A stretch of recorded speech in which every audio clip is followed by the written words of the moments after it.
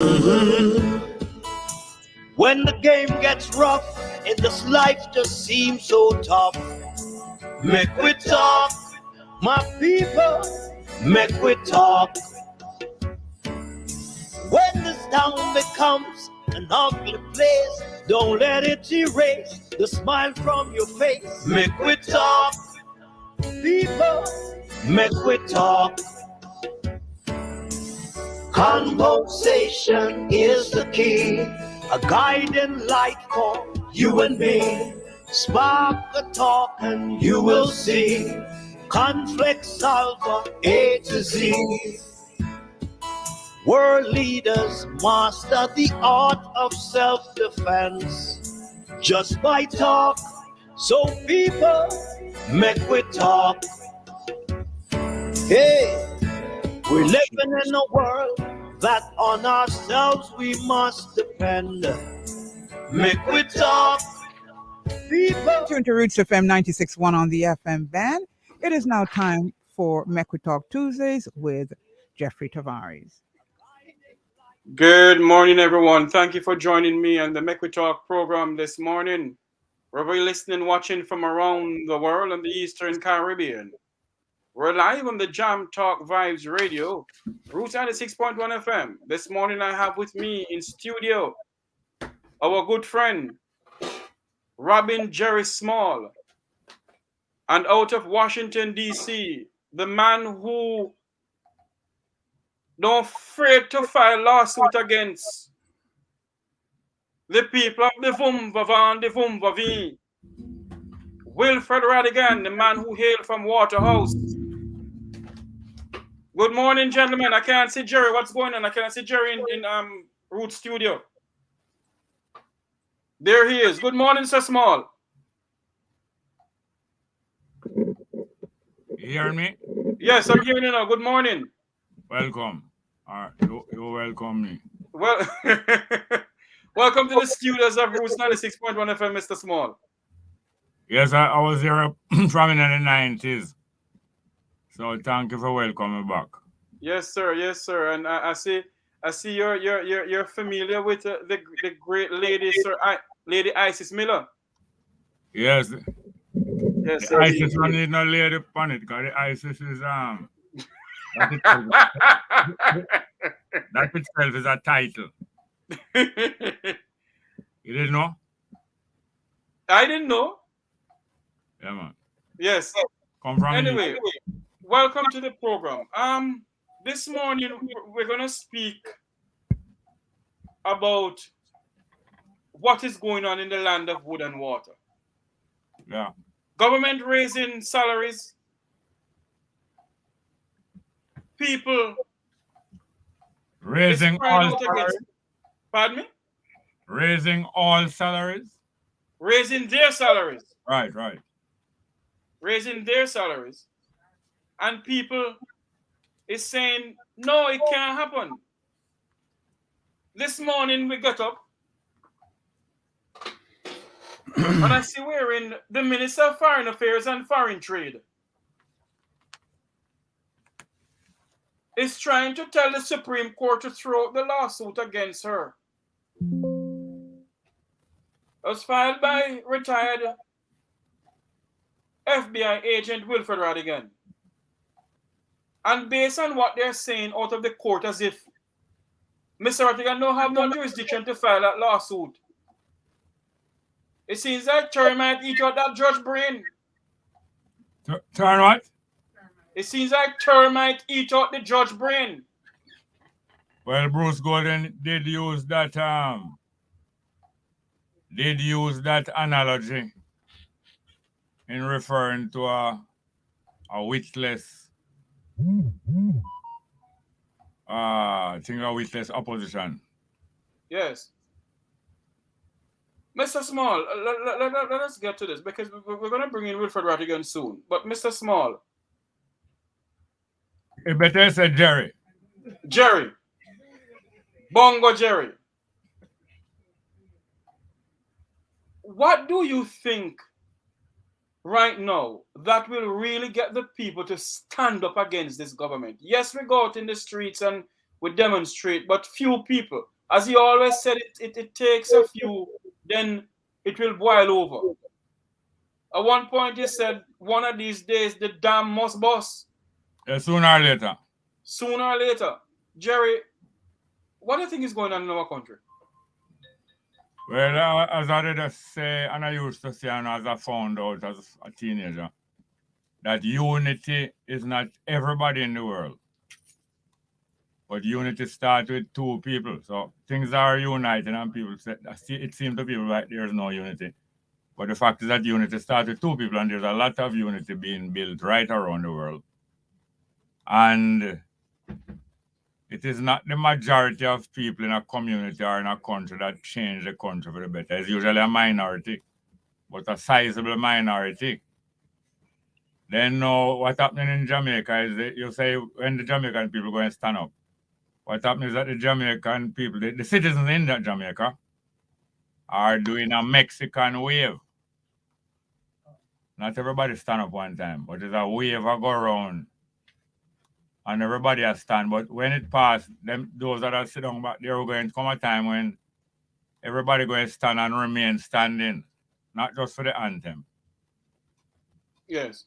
And by the way, the anthem and all these things were trappings. These were little trappings and visual effects, like how you have stage effects and special effects in a movie.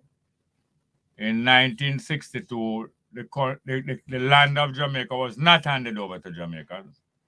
It was a con game orchestrated by Britain, using as the leading men or the star them, Bustamante and Manley, who were there to convince the people of Jamaica that they were now independent. This was not true. Bustamante and Manley knew it was not true. It's a con game. This is how populations are fooled. Matter of fact, in most of the world, the populations have found out that their governments are not independent people, but are just political puppets of international money, finance, and military power. So most of the countries in the world, even huge countries, that's why I say Ukraine is involved in a war there now with Russia. These are huge countries, and yet most of their governments are puppets or proxy actors of other people outside them country. Even a country like Russia, Russia put Trump in the White House a few years ago.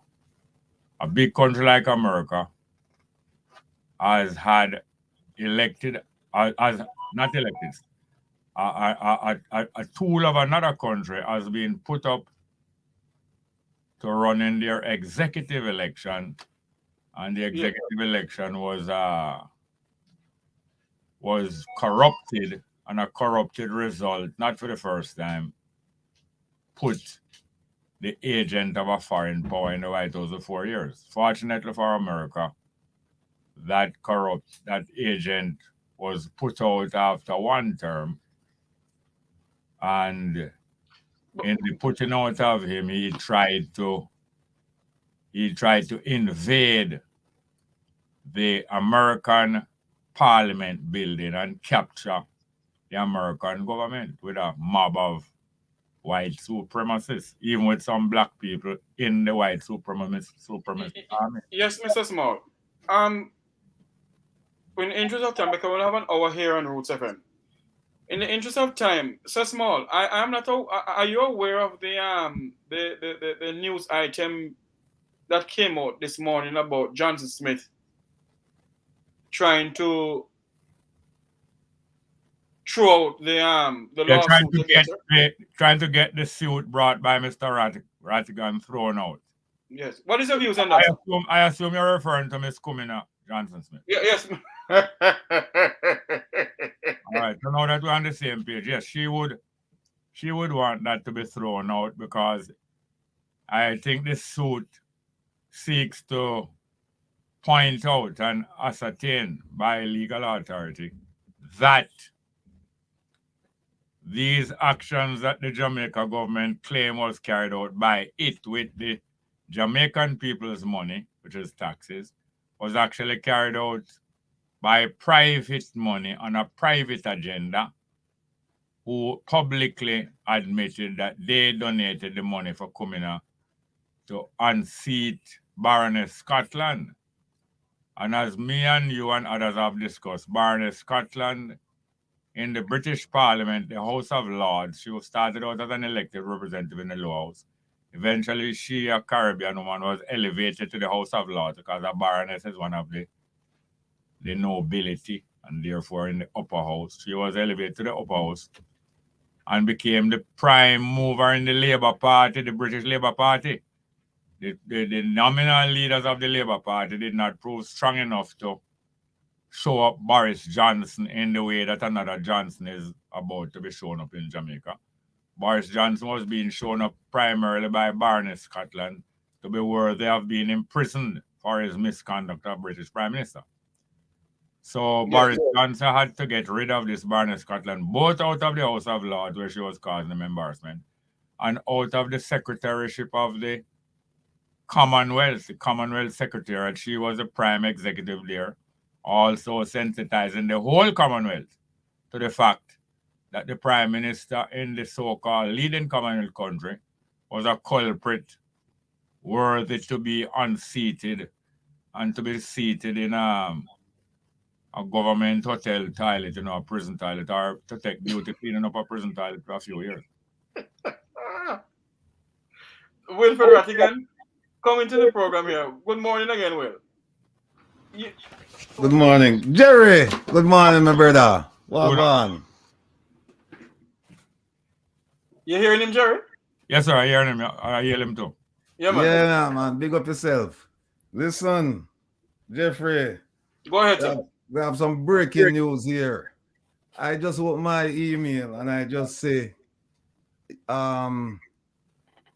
yesterday, or I think it was yesterday. Let me see. Yesterday was a holiday over here. It was Monday yesterday. Today's Tuesday. Mm-hmm.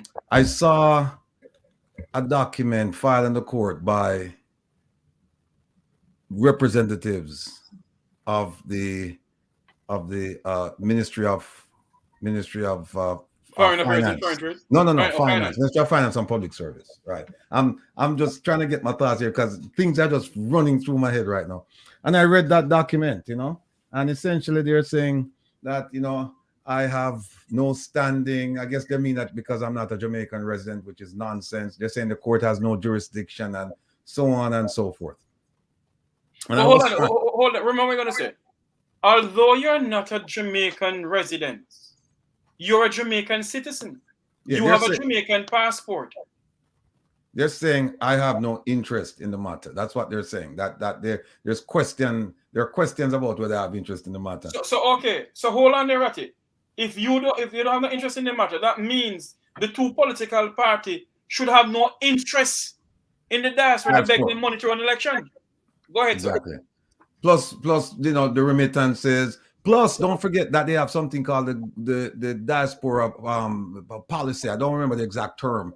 Plus, they have something called the Global Jamaica Diaspora Council, which is an organization established by the government of Jamaica to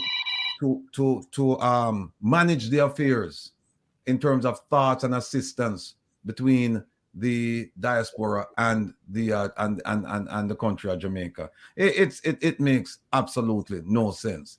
But listeners, good morning. And again, Jerry, big up yourself. Now, Jerry, I'm going to show, since Jeffrey cannot take a little break here, I don't know if he's listening. I'm going to throw out his back. Hold on there for me. Go ahead, caller.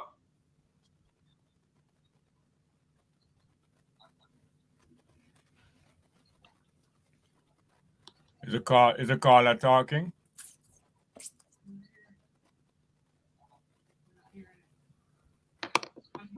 Can you speak a bit louder for me? Because we can hardly hear you. Are you hearing him, Ratty? No. Not hearing the person at all. What you're saying, Mr. Rattigan?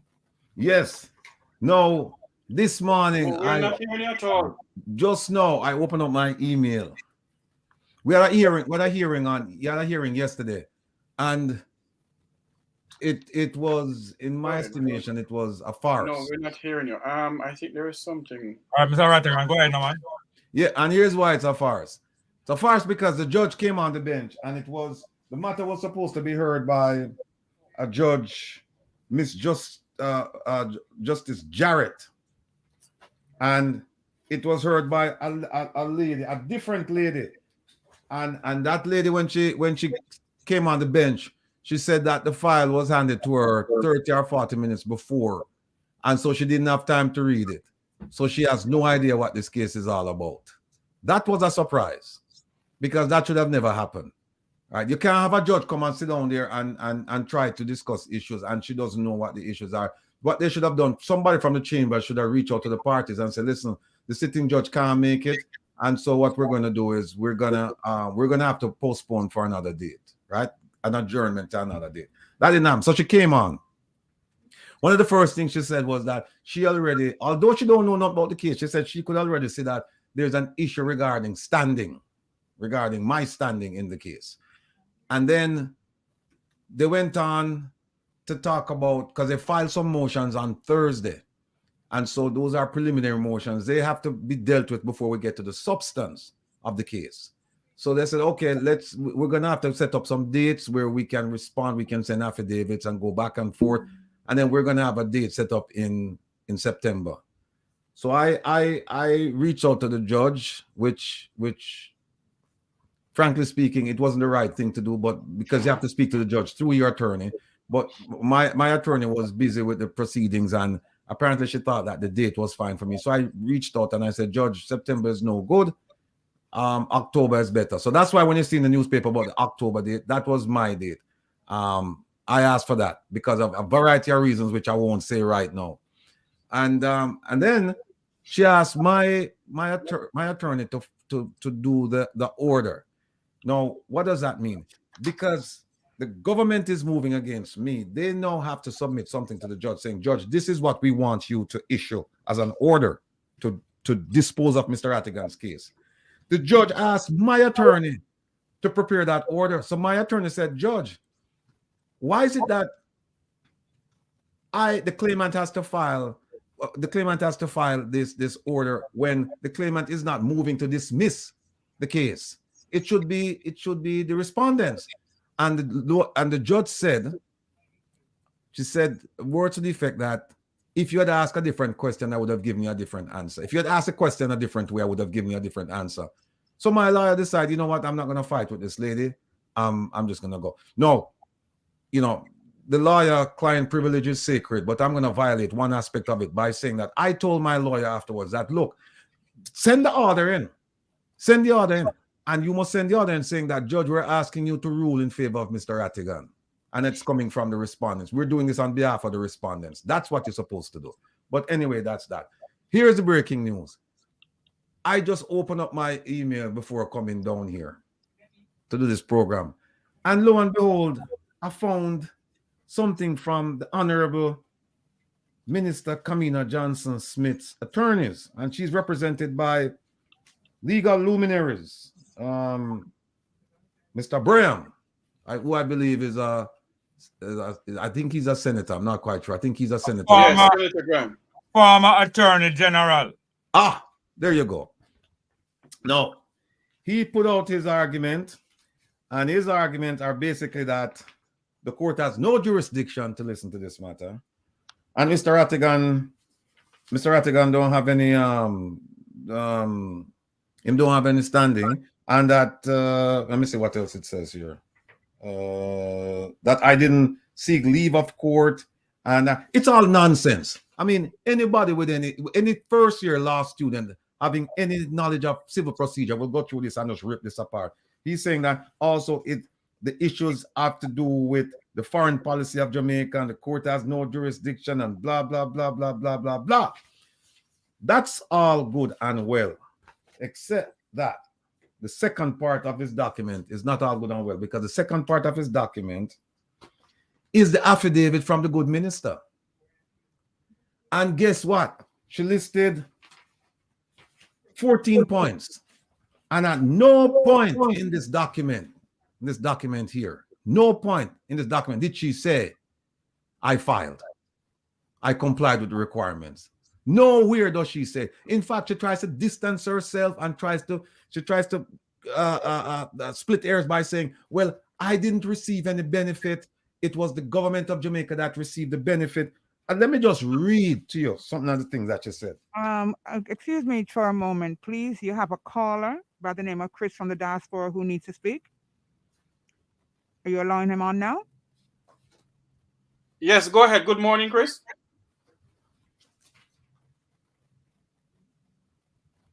I believe that we are disturbing the momentum of what Mr. Ratigan is telling us. The last piece, what he is telling us about Kamina Smith claiming. Hello, Chris. Sir We're not Ratigan? getting through to Chris. Sir Ratigan? Yes. We're not getting. Hello, are you there, Chris? I think it's a good time to interrupt what Yes, you're telling us. Yes, I am. I can hear you. Hold on for me, Jerry. Hold on. Yes, Chris, you're saying you're calling from the diaspora. You're saying something? Yes, I was saying that I've been listening for the last few months. I've been listening to Sir Ratigan. I've also listened to him on on Lone Winsom's program. I've listened to your program, and like I said before, I've had the pleasure of listening to Sir Jerry Small for a while now. And I do believe that one of the things that has caused us to be in the position that we're in, from where I'm looking at, the lens that I'm looking at as a Jamaican, born in Jamaica, and now moved to the United States of America, and I've been here for the longest while. I've seen where we have lost our way as a culture. I've seen Jamaicans right now celebrating Thanksgiving and hold on for me. Hold on for me. Do you have a question for Mr. Ratigan or Mr. Small pertaining to the whole issue of Camila Johnson Smith trying to throw out the case? Yes, I do. Please go ahead, because we don't have enough time here on Roots FM. So please go ahead. Ask the question for me. I had the pleasure of So Mr. Ratigan said he has his first court case. It was yesterday, I think it was yesterday. And Yes. My question is, will you pursue this case with everything without leaving any stone unturned? Because we need an example. We don't care about the person itself. We care about the office that the person holds. So we want to make sure that there's an example set so that there's a precedent going forward. It's not about Kamina, but it's about the office that she holds. To answer your question, yes, I will. I will approach this case with all the vim and vigor and vitality I have, and I will pursue it to the very end. Because, like you said, we have to make an example out of this, and an example out of the instance, not necessarily an example out of the person, because it could be anybody. But the fact is that we have a government that proclaims to be transparent and in compliance with the rule of law, good governance, and all of that, and we're not seeing it here. So we have to do something about it, so that others will, shape up or ship out. Okay, caller. Thanks for calling in. We'll go back to what we were talking about. No, like I said, she put 14 points in her affidavit, and I mean without even trying to put any focus on it. Just a cursory reading tells me that the minister, by her failure to provide evidence that she has filed, is telling us that she did not file. Right? By her inaction, she's telling us that she did not file. By the exclusion of information indicating that she filed, you have to say she didn't file. Now here, I'll read you something else what she says, right?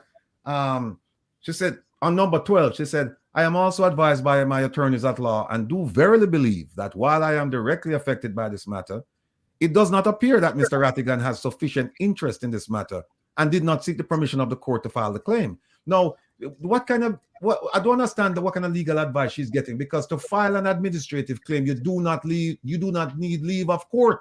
If you're going to file a writ of mandamus, right?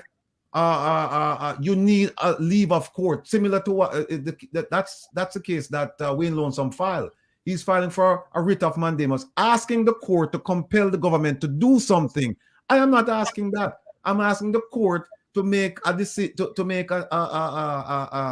a declaration that she didn't file based on the evidence. Not asking the court to tell her to file. Not asking the court to punish her. Not doing any of that. Just a judge. Here is the fact that there's a letter from the minister saying she didn't file. We need you to just come out and say that she didn't file a declaration. That's all. So when she said I don't have any interest, that's a joke. And when she said that I need leave of court, you don't need leave of court. They need to go back and read it.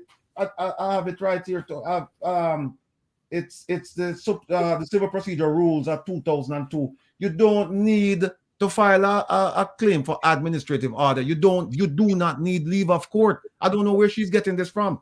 Then she says, they talk about the jurisdiction. Hold on a second.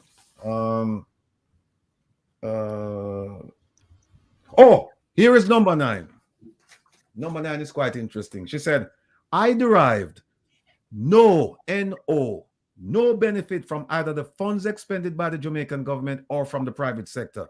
It was the Jamaican government that derived the benefit of consultancy services toward its campaign to have me, its candidate, elected as a Commonwealth Secretary General. This candidacy was outside of my role as a senator and a minister, and the campaign was not spearheaded through my ministry. It has been disclosed that these services came about as a result of contributions made to Fin partners by third parties from the private sector. And then she went on to say, number 8, it is also already in the public domain and has been since 13 September 2022 that the government of Jamaica sponsored my candidacy and was called upon to explain the costs associated with its campaign. It is further in the public domain that the public relations work done by Fin partners was paid for by third parties who were in support of a Jamaican government-sponsored activity.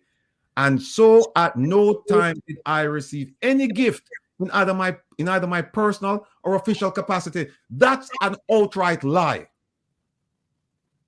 That's an outright lie, because the gift can be money or its equivalent. And it's equivalent.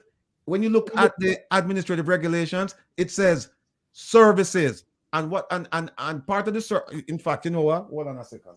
Hold on for me on that note, Mr. Rattigan. We have to take a commercial break on Roots FM. We'll be right back. We're going to take a quick commercial break on Roots 96.1 FM.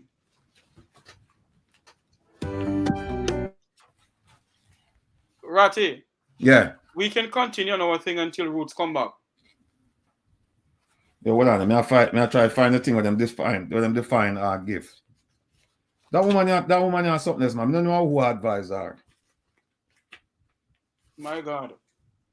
For our viewers here on our YouTube channel, we only have an hour on Roots FM. So when the calls come in, we have to take the calls on Roots. I do apologize to you all. I know Ratty was in his, in full flight, speaking about everything. He was signaling the plane.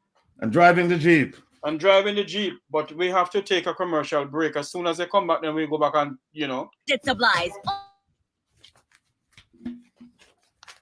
So, Mr. Rattigan, the question must be asked, though, is who is the person? Is it the Jamaican government helping her with this lawsuit in the sense of financing it? Is taxpayers' money? Yes,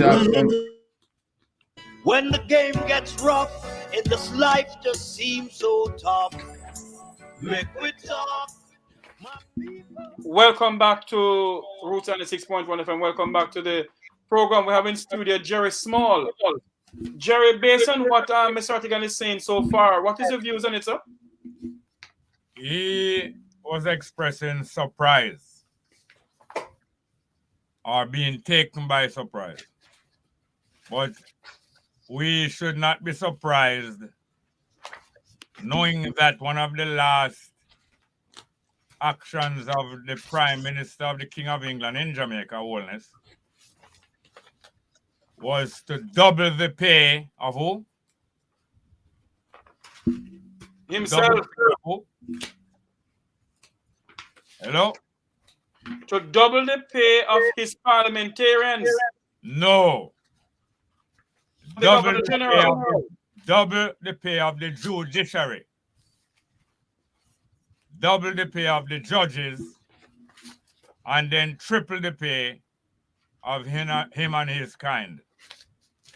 And previous to that, the present Chief Justice, when there were no rivals and no contenders that could give his candidacy any trouble, the Chief Justice of Jamaica, when the entire legal fraternity, private bar and government bar and all the people in the know in the law and administration of justice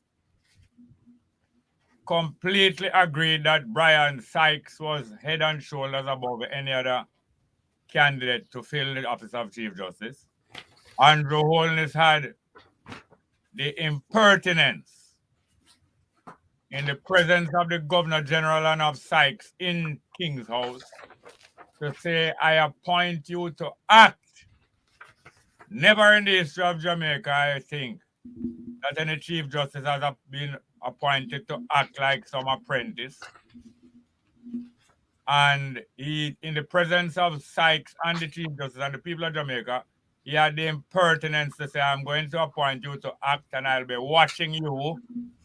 And if you perform to my liking, I will confirm you as Chief Justice. And the Chief Justice had the timidity to stay there and absorb all of this injury that was added to insult and accept to be an apprentice Chief Justice and then a Chief Justice in waiting and then almost like a lady in waiting. The Queen of England at the time to wipe her privy and to take out her chamber pot, otherwise known as Chimney.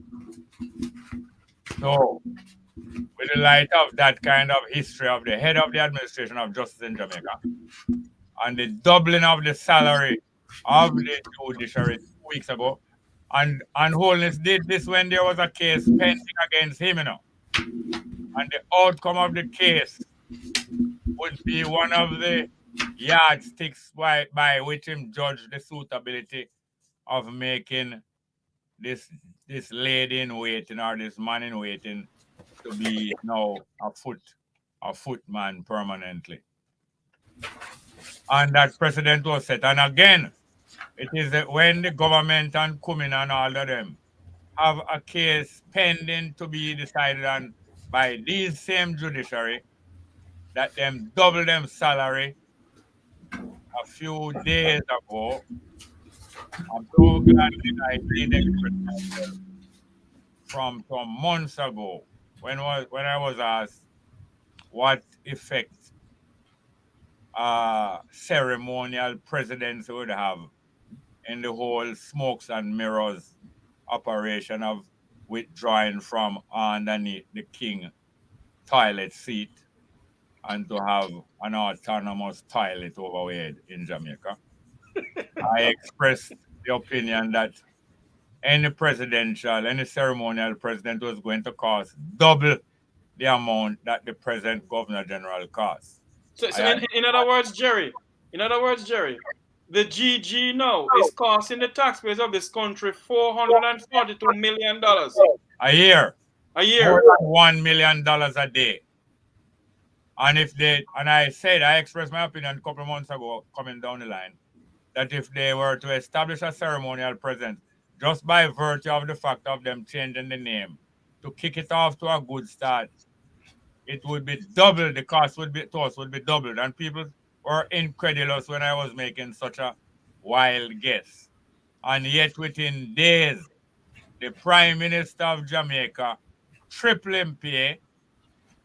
Then if the Prime Minister of Jamaica triple in pay and the pay of 200 and odd councillors around Jamaica, 20 odd cabinet ministers, 81 members of parliament plus others, hundreds, more than 500 people paid triple.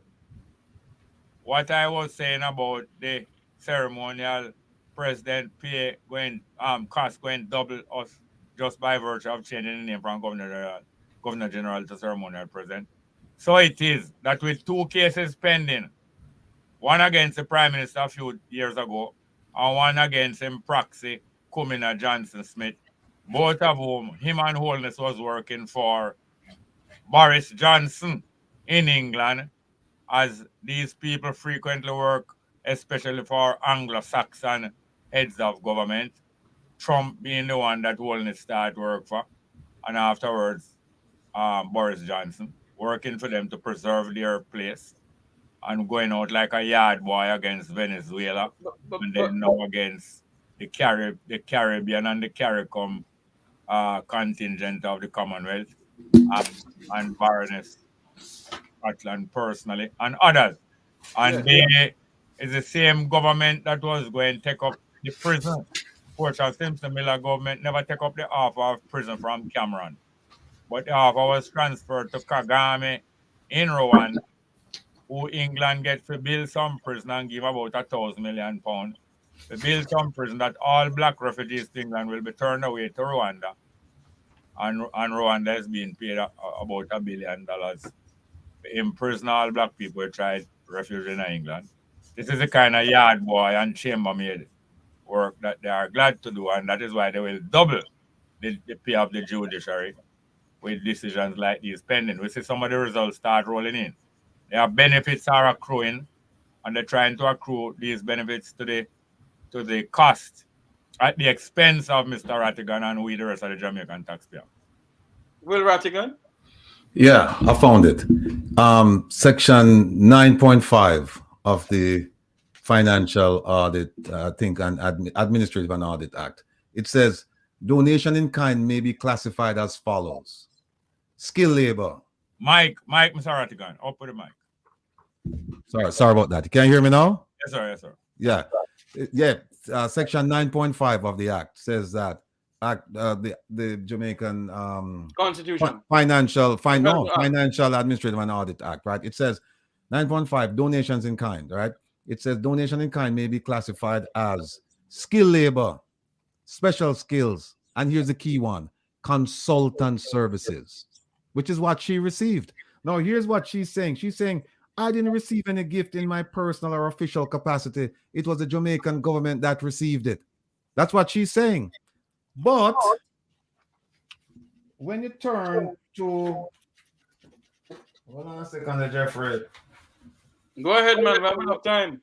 When you turn to the Fin Partners document, it says name of foreign principal, Kamina Johnson Smith. It didn't say the government of Jamaica. So she's lying And there guess again. what? And guess what?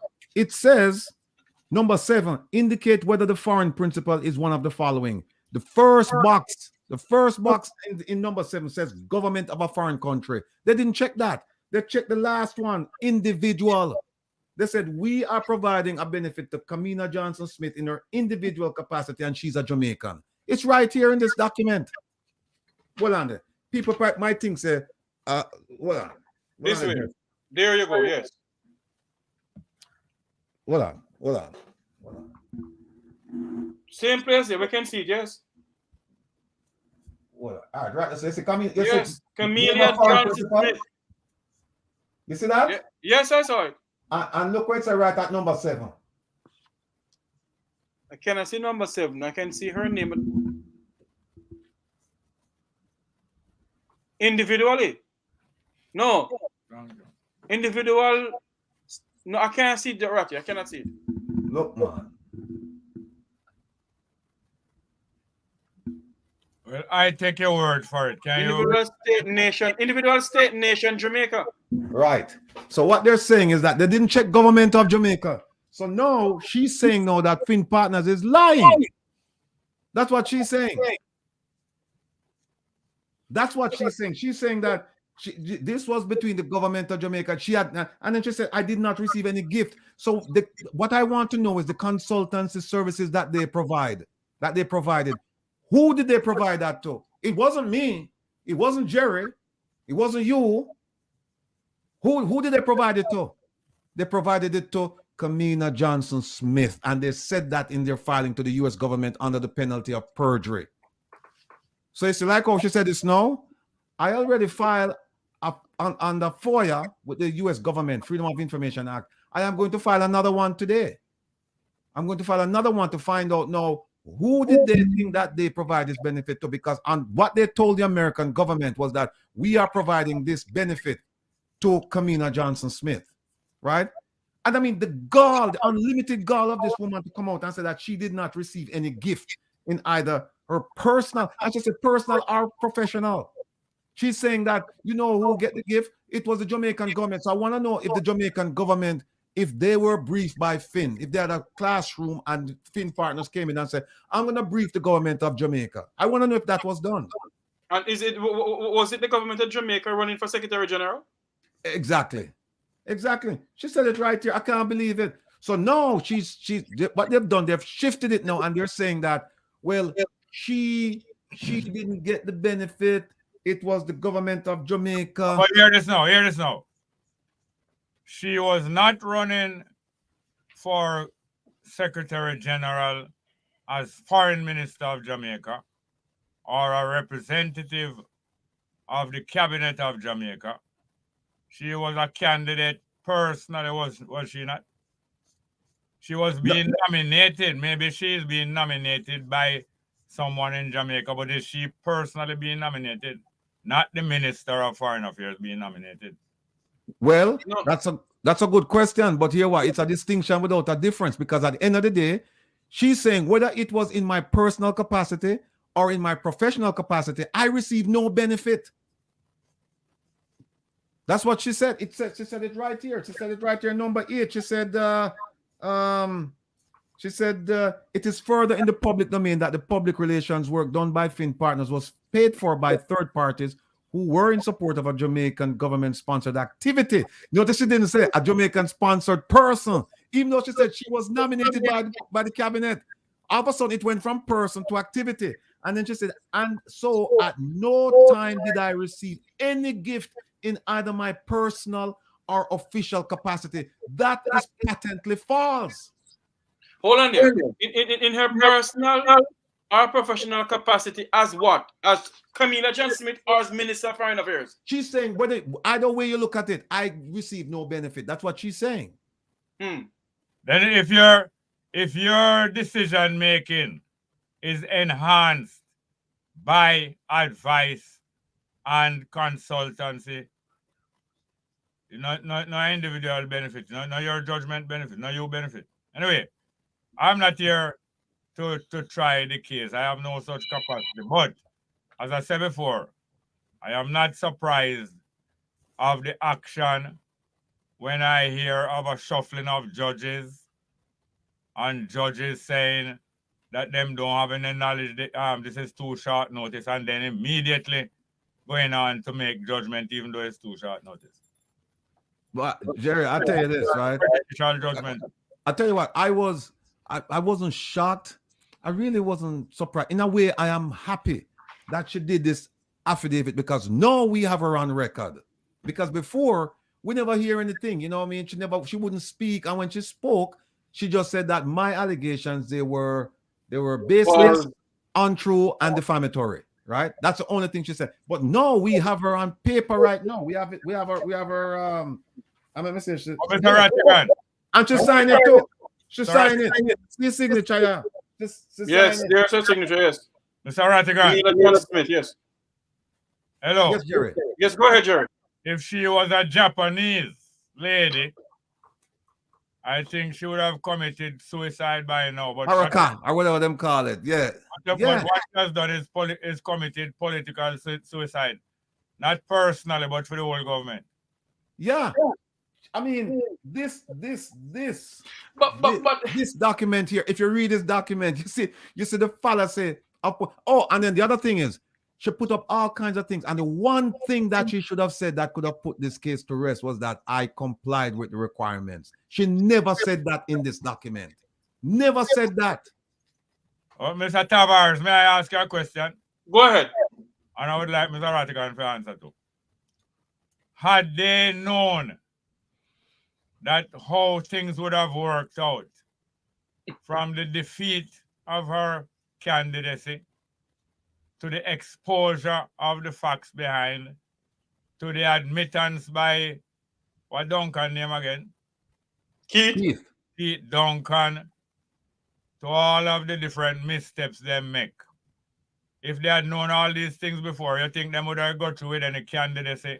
No. And any further line? No. I personally think that when the Prime Minister got the call from former disgraced Prime Minister Boris Johnson, he would say, you know what, Boris, I don't think I'm going to touch that with a long spoon. But not only that, if the Prime Minister had any respect for the members of CARICOM, he would have never put up Kamina Johnson-Smith either. Against another member of CARICOM whose There you term go. is not finished. And not only talk about long stick with Boris Johnson, the Prime Minister, had he known what would be happening by today, would have tell Boris Johnson, say, Boris, I don't want my nose to grow any longer or wider. And I decline to be the most honorable Pinocchio, but just a subordinate Pinocchio.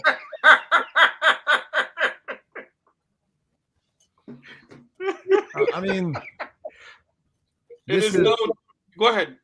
No, this is an amazing development that finally now we have on paper, so now we can dissect it and go through all of this stuff, because this idea that she's gonna say, hey, I didn't, you know, I derive no benefit. People are gonna look at you and say, well, you know what they forgot? They forgot a simple contract principle, and that is third-party beneficiaries, where I would pay Jeffrey Tavares to provide to cut Jerry's lawn, right? Jerry's not paying Jeffrey Tavares, but Jerry's getting the benefit of his lawn cut. As you said that, it reminds me of former Labour Minister called Samula with the grass. Remember that one, Jerry? Yeah, man. The Pangola grass or the grass it never get. It's Pangola grass, yes. Yeah, he was a minister. He was a minister of agriculture. And I think it's a foreign company did have some contract to develop some grass to attract the farmers of Jamaica to it. And his farm was selected to do the pilot project. But him said that he didn't benefit from it and he never helped to influence it. But this is like siphing sand. You remember some sand was moved from one beach to another beach, 80 miles from Negril to another beach. I remember. Somebody was selling samphire there. Again. Well, well, see, Jerry, that's the point I'm trying to make. That these are lawyers of the highest eminence, and they don't understand a third-party beneficiary contract. That I pay Jeffrey to provide a service for Jerry. Jerry is not paying Jeffrey, but Jerry is benefiting from my kindness, right? Or whatever. Or maybe Jerry didn't even owe me money.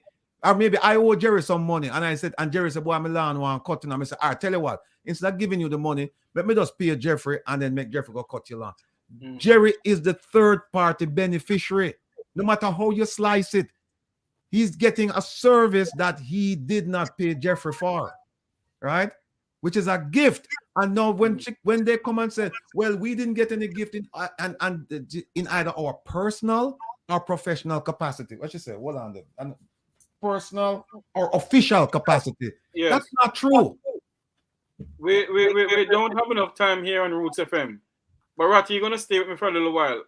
Jerry, yeah. In the new so-called constitution that they're drafting, you think that they should put certain things in the constitution that when these people take up taxpayers' money, for example, the whole thing with the Secretary General of Commonwealth and South Africa run for it and take up taxpayers' money and using taxpayers' money now to fight this lawsuit?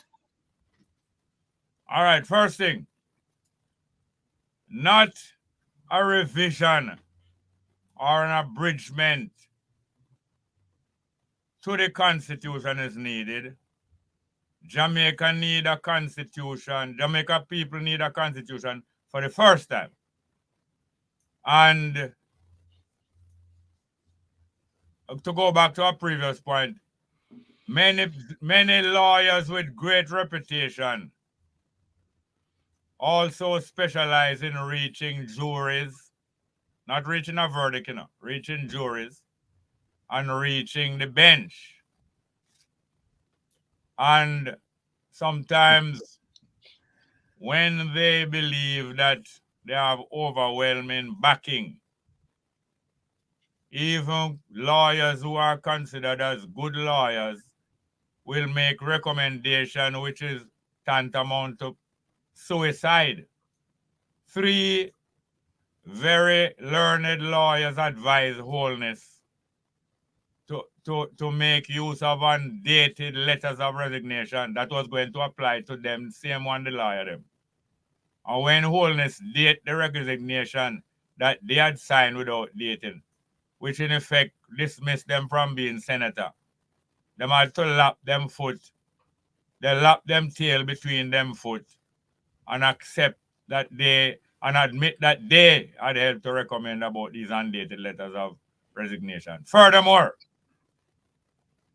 4 of our teenagers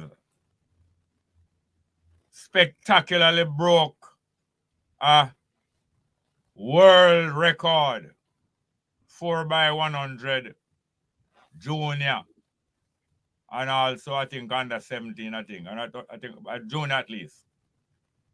They asked to be tested with the drug test after the race, and one of them had been tested, and the rest of them asked to be tested, and the testing authority declined to test them. And because of that, Jamaica lost that world record. The testing authority stayed in place. They are political appointees. The testing authorities who did such a grave thing deliberately stayed in place and walk and hold up them head proudly, because talk what you might, you cannot remove them as long as them have the backing of Pinocchio.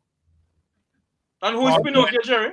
Fortunately, 3 of the girls and another girl broke that record again, but with a slower time and with one of the previous girls not benefiting because I think she was injured. This is Jamaica's government. You have governments around the world are characterized as democratic, republican, banana republic, kleptocracy. Well, Jamaica government is government by stealth. I classify this Jamaica government. What about the PNP government? Run a close second. I think they're on the podium with the silver. But this Jamaica government is government by stealth. And you know, stealth don't only mean the past tense of steal. Stealth is not really the past tense of steal, but it is the tipping toe around that is called pussyfooting, which word has been outlawed in the parliament when it's a completely legitimate English word, meaning creeping around quietly so as not to be detected. That is why what we call booger in Jamaica is known as sneakers, because when you want to sneak around, you put on sneakers. A government of by stealth. The method of government. Will give your final word on Roots FM, because we have to close off on Roots, but you're going to stay with us. Yeah, final word on Roots. People, I hope you see what's going on, because right now they're twisting like pretzels. They have no idea how to respond to the lawsuit, and as a result of not knowing how to respond to it, they have responded, and they have further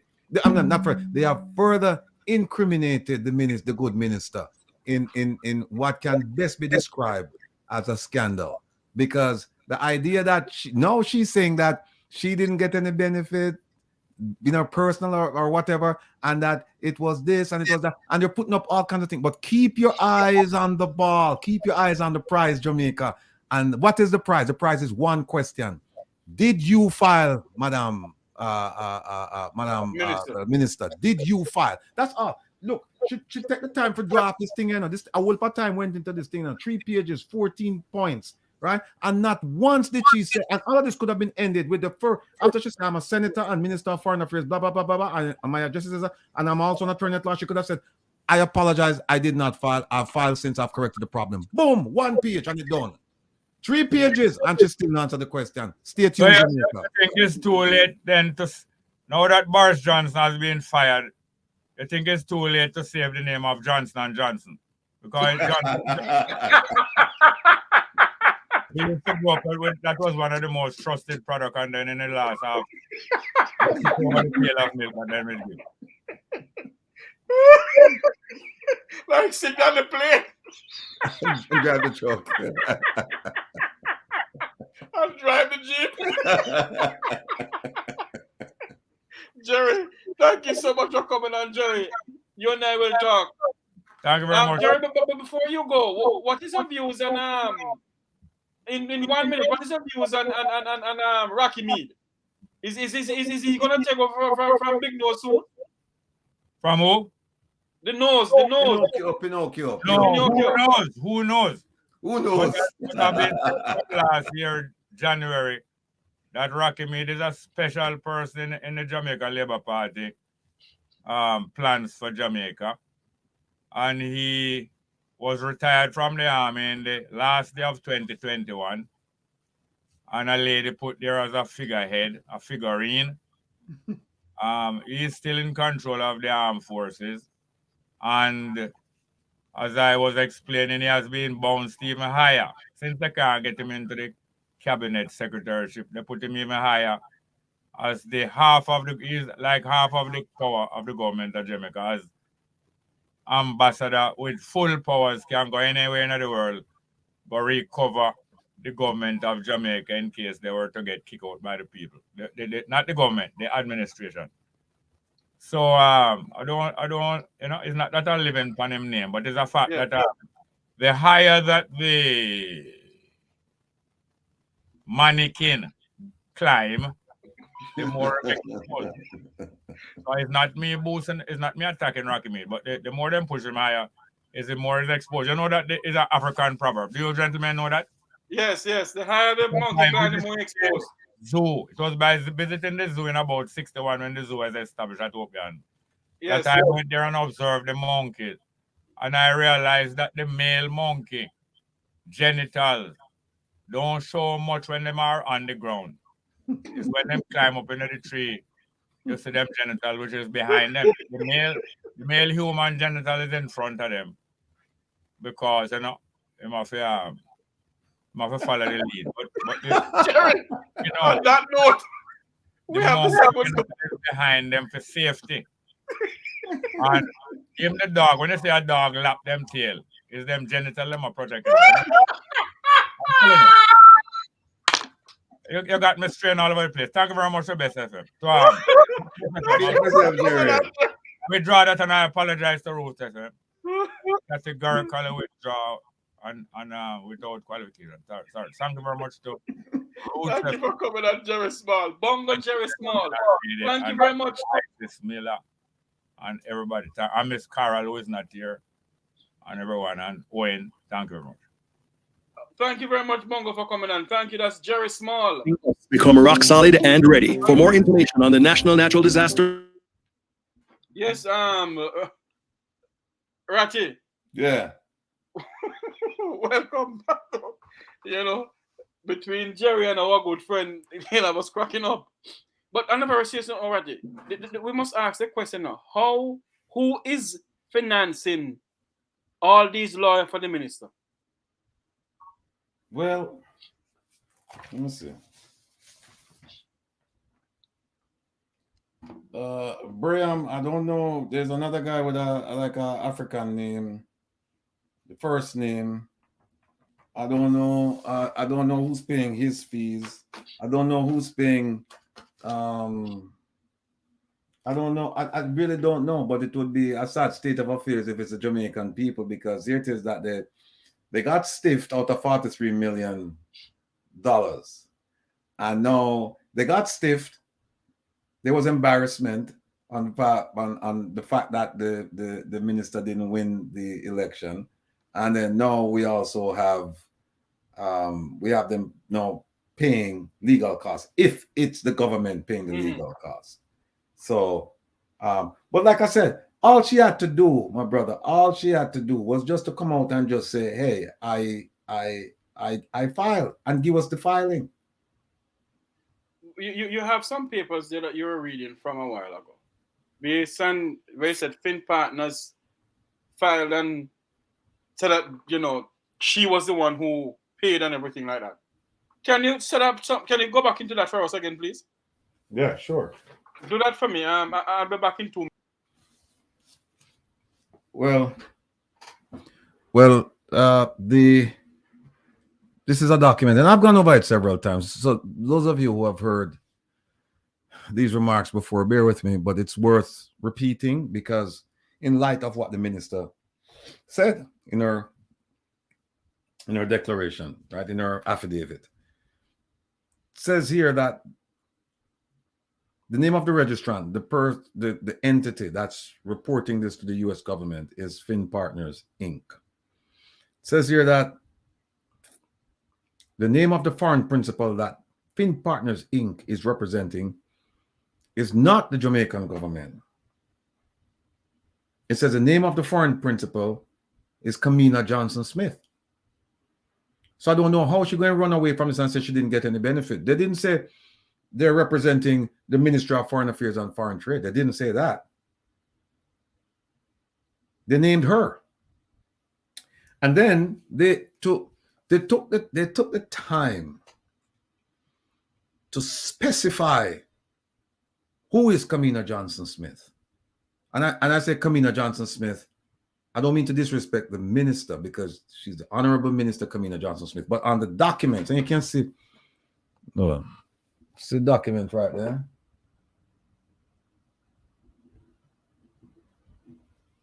Number 4. Right? Number 4, they didn't put Honorable Minister Kamina Johnson Smith. They just put her full name, Kamina Johnson Smith. And in number 7, they could have easily checked government. Name of foreign principal, if what the minister is saying, name of foreign principal should have been Ministry of Foreign Affairs and Foreign Trade. That's number 4. And then number 7, indicate whether the foreign principal is one of the following. They should have checked the very first box, government of a foreign country. They didn't check that. They went all the way down to the bottom and they checked individual and they state who this individual, her nationality, and they put Jamaica, right? So for her, she cannot distance herself from this. People, think about this. Think about this. Who are they trying to fool when they say that she didn't get any benefit and that, remember now we know, she said that the government, all right, let me say something. She said in 7, she said the government approved me. It's a personal pronoun. Me. The government approved. I can't hear you. In other words, the government approved she, Kamina Johnson Smith. Yeah. But then further down, what she go on and call it, she call it and say, she said it's further in the public domain that the public relations work done by Fin Partners was paid for by third parties who were in support of a Jamaican government sponsored activity. She never said that was in support of me. She went from the personal pronoun me to now put it in like an inanimate thing to say, well, it's something out there. But Mr. Rattigan, she is an attorney at law. You think she should have worded these things even better as an attorney? Look, I can't tell her how to place her words. I can't tell her about syntax. I can't tell her about construction. I can't tell her about punctuation. I can't tell her about choice of words. Who can tell her that? It's Braham, Attorney Braham. And they did. And so then she also, to your point, number 2, she said number 2 has one sentence only. Number 2 is one sentence. It says, I am also an attorney at law. Then all right, she is an attorney at law. She admits she's an attorney at law. Yes. Then would she have the common sense to know that if you do not file this, it's not come back and bite you nowhere? Yeah. And then if you're an attorney at law, you're represented by an attorney at law, at least one that I'm aware of, maybe 2, maybe a team. And then you draft something like this and put this out in the public domain and said, this is your statement to counteract what Rattigan has filed. And not once did you say, Mr. Rattigan is wrong because I filed. That's what everybody want to know, That's what everybody want to know. Everybody knows that she get a gift. No matter how much she tries, she didn't get the gift. Them knows that she get a gift. The question now is, did you file? That's all. And she start go through all kind of administrative and legal gymnastics. She and her lawyer said the court don't have jurisdiction. We never exhaust our administrative remedies. We don't have standing. All of these people, all of these things, these procedural things, they are red herrings. They are shiny objects.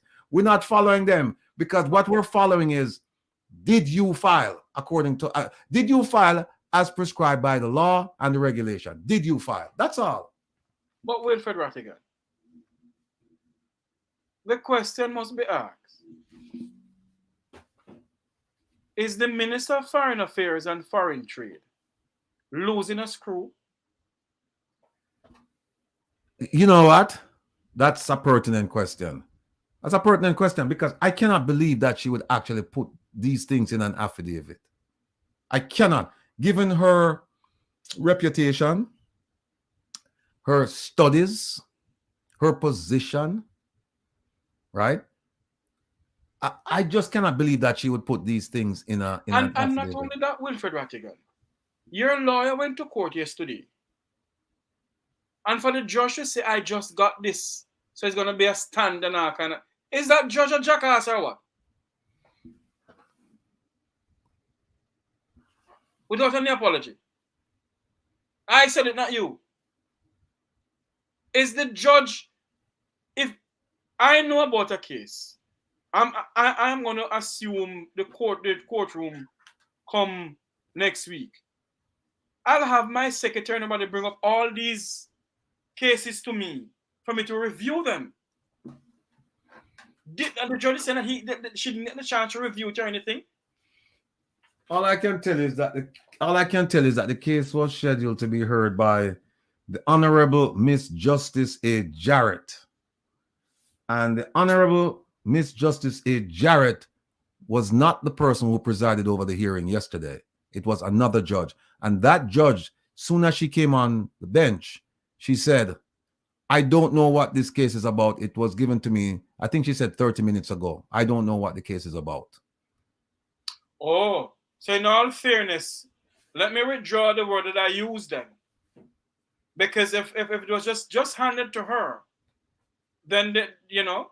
But then she started raising issues that if you don't know the case, right? If you don't know the case, why are you going to raise those issues? She said, oh, I can see already that there's an issue here regarding standing. And I'm like, well, wait a minute, hold on a second. You don't know the case, but you don't know the case. And are you going to adjudicate the case? No, because we're here now talking about housekeeping matters regarding dates for hearings.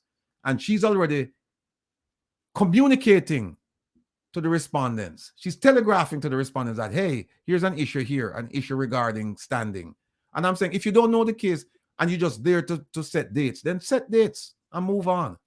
Then she's asking my lawyer to write an order for the respondents, which makes no sense. And then when my lawyer said, wait a minute, Judge, this doesn't really make any sense, her response was, if you had asked the question a different way, you would have gotten a different answer. And I'm like, this doesn't make any sense at all. Now, having said that, I still have complete faith and confidence in the American judiciary. In the Jamaican judiciary. Yeah, I have complete faith and confidence that when this matter is decided on the merits, on the substance, that I will prevail. My claim, and at this point now, it looks like I have to make the claim only for myself, but my claim will prevail. That and what's my claim? My claim is that she didn't comply with the law and the regulation, and she didn't file as required. That's a very simple question. And they go to look, her lawyer put in paper. Oh, see paper, yeah. In put in a 4-page paper. She put in 7 pages. 7 pages, people. And not once did they say she filed, which is the question we're asking. If they wanted this to go away, they could have simply said, instead of going through all this, she filed, and that would be the end of it. But no. Them say, fire their must steal, and them think a cold breeze. I have another saying. Fire their must steal, And him know his fire. Him know his fire. Because what got happen now is that the reason why she don't want to file people is because she's going to have to name the people who gave her the money, the people who supported her campaign. She's going to have to name those people. And they don't want to name those people. So what they want to quash the lawsuit. Because if she says she filed, guess what? We have to see the gift form. And guess what's on the gift form? The people who provided the funding for her campaign. They don't want to give us those names. So that's why they're trying to quash this thing now. But guess what now? Mama no raise no fool. We have plan A. We have plan B. We have plan C. We already see this a come. We already see this a come. And we need to tell the people, our Jamaican people, not to get disheartened, because the minister is trying to throw out this lawsuit. Not to get disheartened by saying, "Sure, it not go nowhere." It can and it will go somewhere. Listen, for all of the people who haven't read this and you start hearing rumors that they get, no, don't listen to them. This is not getting thrown out, right? It's not getting thrown out. What's going to happen is simply this: we are going to comply with the judge's orders regarding our responses, because now I have to do affidavits, and we're going to do affidavits regarding what was filed by the minister and her lawyers and the ministry and its lawyers. We're going to have to respond to them, and she's given us a date of June 3rd to respond, which is a very short deadline. I think it's June 3rd. I have to go back and look. But what we'll do is we will comply. Let me see. First order respondent. Oh no, they're first order respondent. They're due June 2nd.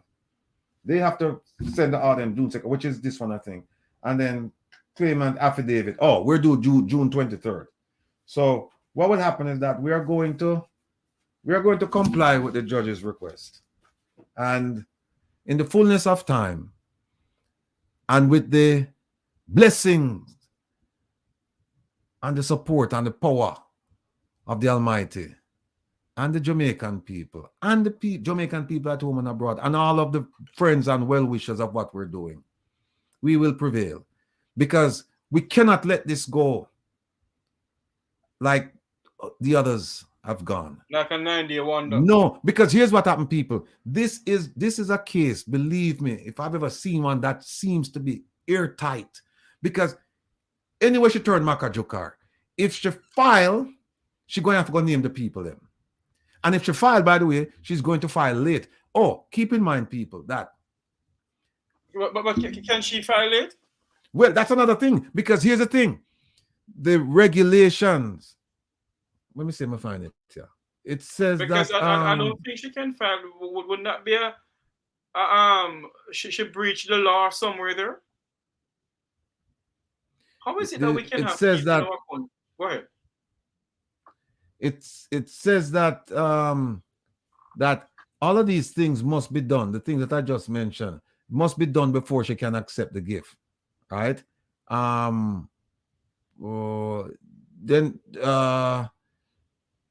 there is something where it must go into a certain budget, approval for acceptance. Okay, here it is. It says, the terms and conditions of the gift to be accepted must be agreed in writing and signed by both the donor and the recipient of the gifts. This may be in the form of an MOU. And okay, was that done? And do we? No. She said that the parliament, it was approved by the parliament, but we haven't seen this document. We haven't seen this MOU. And then, because I'm gonna go ask for this MOU too. And it says here. When gifts are received, the acceptance of gift form must, not may, not if you feel like, not if you wake up and you know a good mood. It must be completed, and the form must be signed by the following: the responsible officer at the ministry receiving the gifts, and the accounting officer, head of department, chief executive officer, or his or her designate. None of that took place, and then all of these things must take place before you can take the gift, right?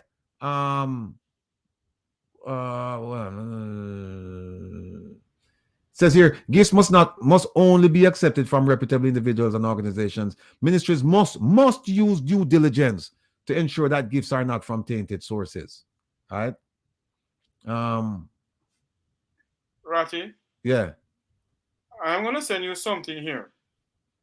It is on the Gleaner website about Rocky meat. I would allow you to break it because these people, this man is being paid as ambassador plentiful. Well, before you go any further, here's section 9.5, subsection 3. It says where the value of the asset, and they describe asset as it's under the section donation in kind. Right. So where the value of the asset exceeds 500,000 Jamaican dollars, and we know that in this case it was $15 million the gift.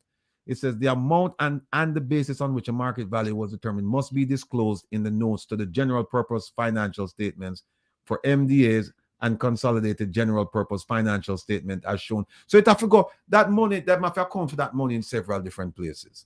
And we know she didn't do it. And I don't know why we're having this fuss over going back and forth in court or whatever. I think they are a bit perturbed or upset or whatever it is that a Wilfred Rattigan is the one who's filing it. And they're saying to themselves, we have to do something, and they pay up the judge them some money, and the question is that okay, $99,000 was spent to support a campaign, right? She's calling it what's she calling it? A Jamaican government sponsored activity. That's what she's calling it. $99,000 was that. So you say, okay, but then who was in charge of this? Who was in charge of this government sponsored activity? Who represented the government in this government sponsored activity? And then you go to section in number 8, she said the money was for a government sponsored activity, right? Then you ask the question, okay, who represented the government in this government sponsored activity? You go to number 7 and it said, it was me. That's what she said. The government, the Jamaican cabinet approved me. So he said, so then who got the benefit of the gift? You're saying that they approved you, and Fin Partners saying that they gave you the PR services. So now how can you benefit everything? So how can you come now and say, well, I didn't receive it, and what made it worse? She said, either in my personal capacity or in my official capacity, I received no gift. So is that the gift was given to the misinformation minister or to the permanent secretary in the Ministry of Foreign Affairs and Foreign Trade who they fire? You mean Campbell? Yes. Leslie Campbell. I don't know.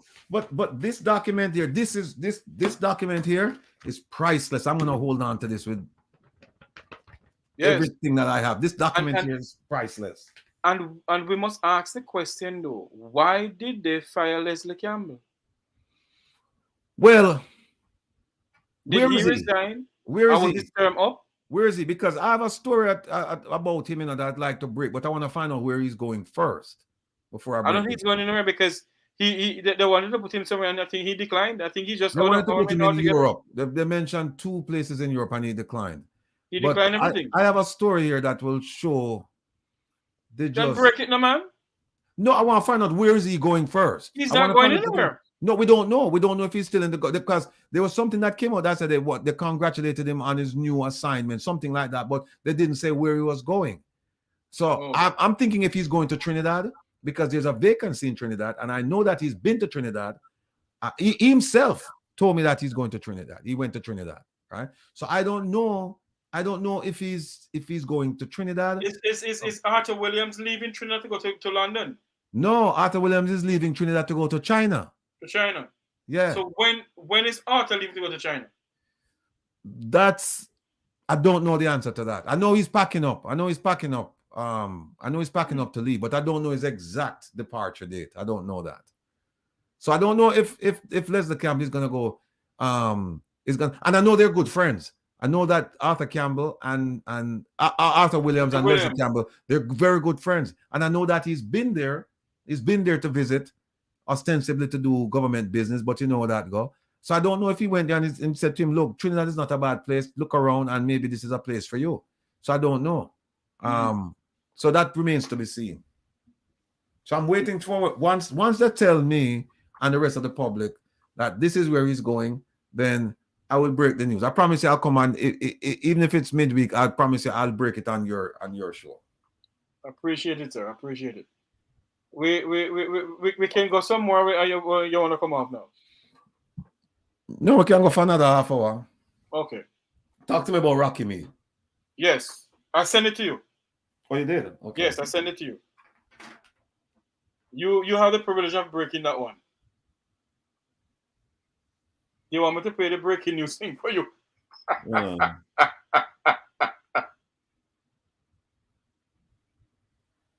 Okay. I don't understand these people.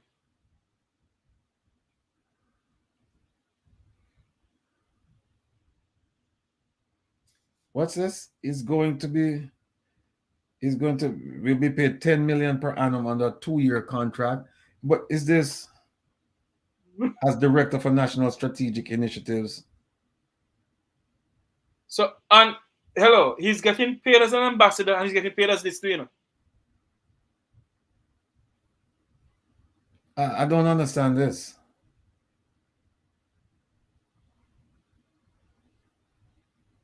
Isn't he ambassador for Plentiful? Or ambassador for Penny for Plenty, you know what I call it? Yeah, how much is he getting paid for that? Let me see. So if he's getting paid for ambassador, why are they giving him pay for do this too? Something is not right here. Yeah, these people don't share. Huh? Give me 1 second.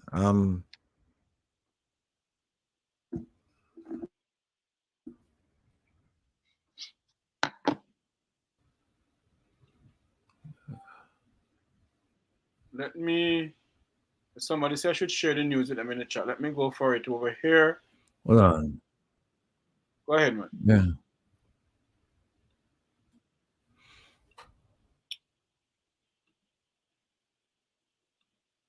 Because I don't understand what is going on. You are ambassador. And now, I don't understand it either, Ratty. I really don't understand it either. Something not adding up here.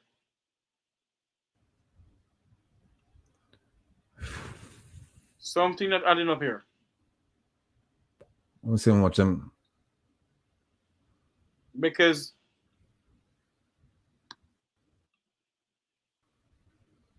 let me put See if you can find out how much.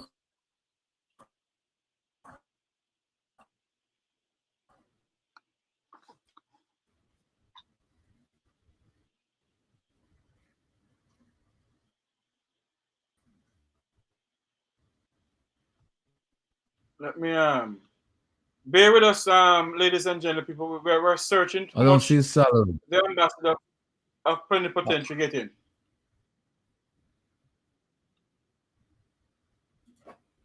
I am on my thing here. How much? We're speaking to Wilfred Radigan, former FBI agent, retired FBI agent. We had covered so many grounds a while ago, but something just came up about the former army chief. I can't find where he's. Okay, how much?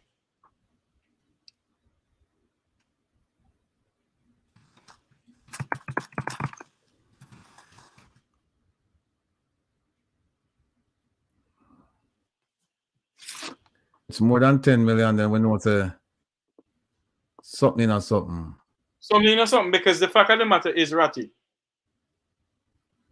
he is hold on, let me go back to this thing here, because there you go. If the trade unions are coming out against it, something wrong somewhere. I can't find how much he getting as ambassador. Can you? Yeah, I'm looking.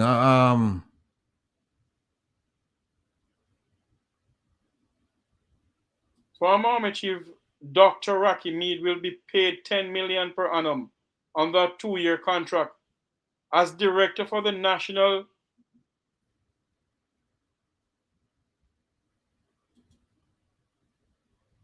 But what I want to find out though, if you're an ambassador, don't you get paid as an ambassadorship, Ratty? Yeah. So if he's an ambassador,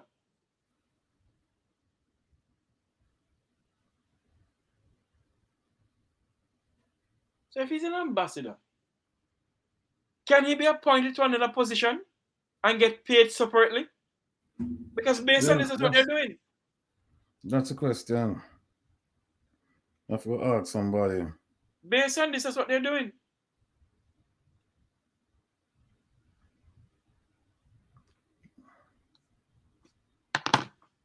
Wow. Go on there. Based on all of this, what they're doing, because and we need some answers from the office of the Prime Minister. We need some answers from them. Yeah, you're not getting answer from them, no, brother. Why are they paying Rocky Mead so much money? He's assigned bodyguards, he's assigned official he's assigned an official car. And I'm surprised if he doesn't assign official house too. So we want to know, why are they paying him $10 million per annum in a 2-year contract? And he's still ambassador of Plentiful. My fellow people, my fellow Jamaicans, you see what's going on?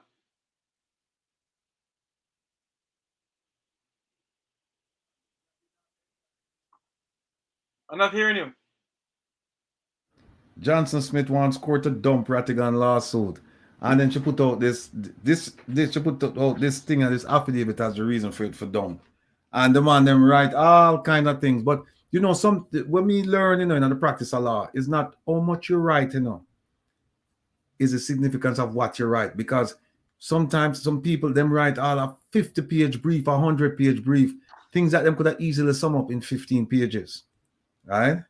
And so what you need for you just slice and dice through it. And then you realize that a lot of it is just fluff. A lot of it is just canned language. Them just throw stuff inside there and them don't get to the central point. And this is what happened right here. And so we're going because there are two courts, court of public opinion, and then there's a court of law. And right now, all of our colleagues right now with all of this stuff, I don't know how much longer this woman, I suspect they'll ask her to continue to stay in the position. But with this thing going all the way through October, and keep in mind that when we get to October, they won't be deciding whether or not to issue the administrative order. In October, there'll be oral arguments to say whether or not the case should be dismissed. So in other words, they're trying to drag out this thing. That's fine, but we have time and we have the truth. So we're not worried about that. We're not worried about them. Them can't drag it out all them want. But in fact, it's worse for them because this thing will be hanging over her head. And look, she knows.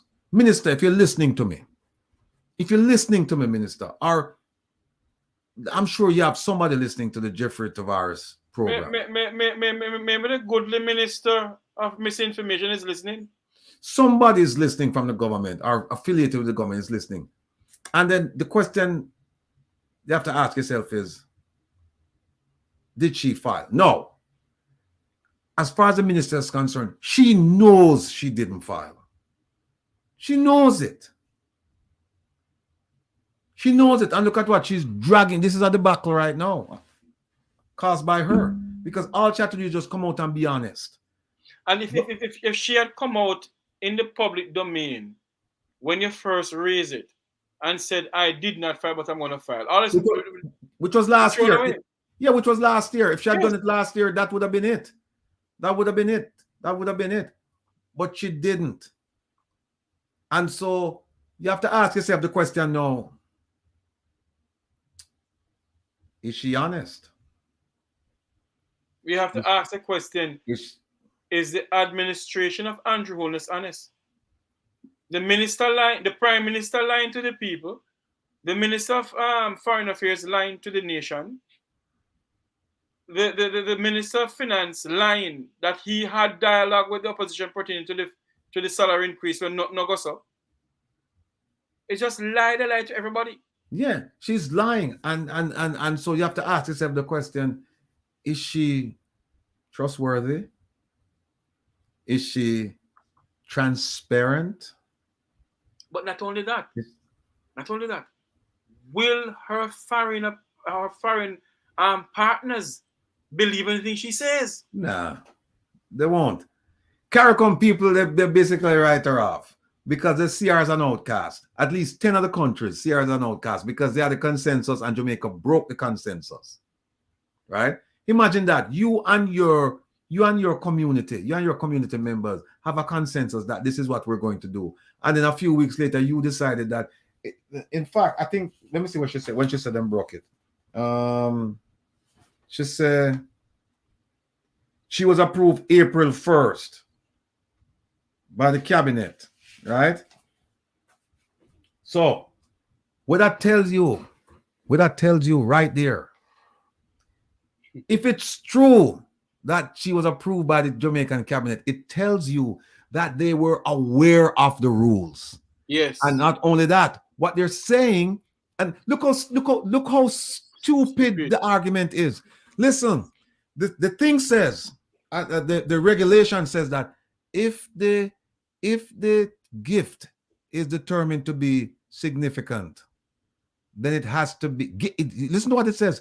If the gift is determined to be significant, then it has to be approved by the cabinet. Mm-hmm.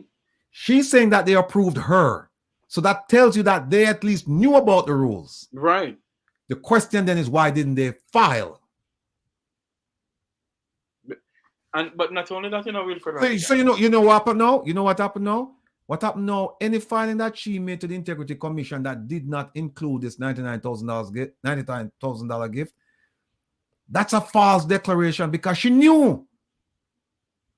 She said the cabinet approved her. They knew that, hey, and not only that, what they're saying is that this gift is so significant that it needed cabinet approval, because if the gift is not significant, then it drops down to the permanent secretary level. Mm-hmm. I have to go find that. But if you drop to the permanent secretary level, that means that the permanent secretary is the one who's supposed to sign off on all of these. Yes. Fire there, most tail and think a cool breeze, yeah. It's hold on, I forgot to find that. But I have it. I have that there where it says that it's either the if it's significant, then it is the okay. Here it is. Here it is. 9.3.2 of the Jamaica Financial, I think it Audit Act. Audit Act. There's another word in there, but yeah, suffice it like that, right? It says gifts that are likely to have a significant impact on the country's national programs and policies, and which satisfy all the conditions and it gives the conditions above. It says require the prior approval of cabinet before acceptance. Right? Now, here's the second part. Gifts that will not have a significant impact on the country's national programs and policies, and which satisfy all the they have a typo in the thing. They see how you watch all in them one act, them have typo in it. Them have all twice, and which satisfy all the conditions that require the prior approval of the permanent secretary, head of department, or chief executive officer. Now they went to the cabinet. So what they're telling you is that this was a significant gift. So they knew about this rule. This is the same rule book that says then you must file with the gift form. So the question is, why didn't they? We now know because she said it right here. She said on April, since April 1st, the Jamaican government approved me as its candidate, the Jamaican cabinet, right? So that would be in accordance with 9.3.2 subsection 1. Gifts that are likely to have a significant impact on the country. So the question then is, then why didn't they go to section why didn't they go to hold on a second. Why didn't they go to the section just above that? They were looking at 9.3.2. Why didn't they go to 9.3.1? Because that talks about conditions for the acceptance of gifts, right? And that being the case, why didn't they go to 9.5? So they went to 9.3.2, right? Oh, Jeffrey, this is even worse. This is even worse. The same 9.3.2 that says that if it's a significant gift, then you have to go to the cabinet to get approval, which she said she got it on or about April 1st. That's section 1, 9.3.2, subsection 1. If you go down to subsection 5, the same section, it says, when gifts are received, the acceptance of gift form must be completed. The same section. So hold on here now. And she said the cabinet approved it. So how is it that her permanent secretary, everybody's overlooked this? Look, this is getting murkier and murkier. It's gone from bad to worse. It's not going, it's gone from bad to worse. This document here is going to kill her. This document is going to kill her, because what this tells me is that they knew about 9.3.2 subsection 1. So you have to assume that they also knew 9.3.2 subsection 5. The same section. Same section. It says when you get a gift, you have to file a form. Now, if she had filed that form, she would have filed a form saying, I got gift. The gift came from Jeffrey Tavares, Wilfred Rattigan, Jerry Small, so on and so forth. Wayne Lonesome, Andre Stevens. And she would have listed that and said how much they gave and the purpose for them giving it and their contact details. She never done none of that, because all of that. She went, look again how stupid the response is. They went to 9.3.2 to say that she was taken in by she did the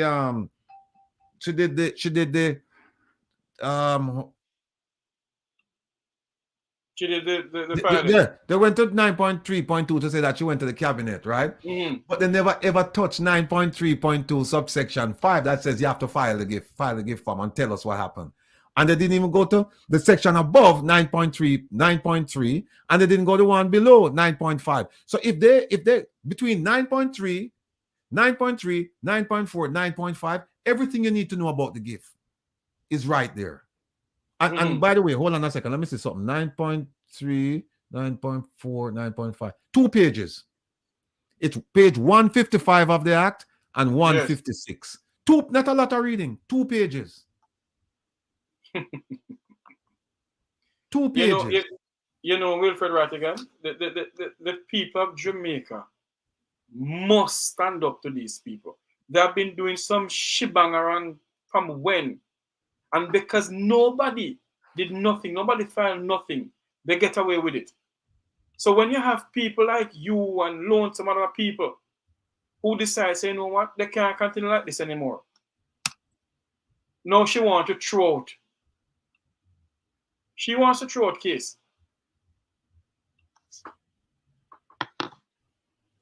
She wants to dump the case.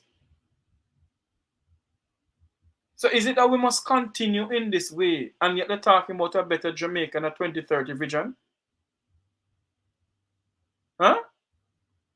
And things are just going on the drain. We're just running, we're going down Timber Hill. Look, this is not a good sign. This is not a good sign. And then, you think about it, is that this cannot be the first time that they've done this. Cannot be the first time. They have been doing it for years and getting away with it. The two parties have been doing it for years and getting away with it.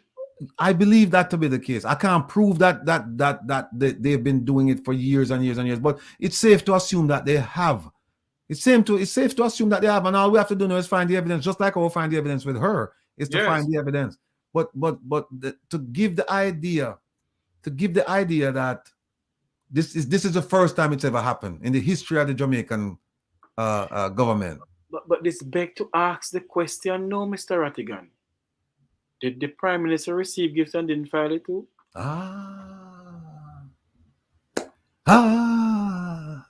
Did former Prime Ministers receive gifts and didn't file it too?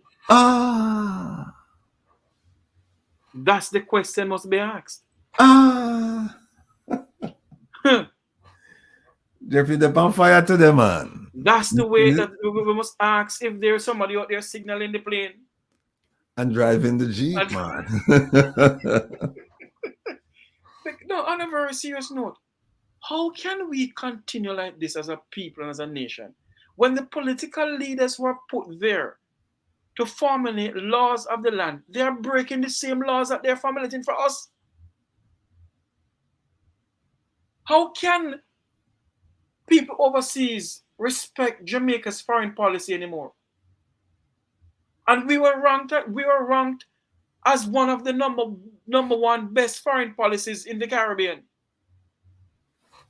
Does members of the Caribbean respect us? That's nonsense. That's nonsense. I mean,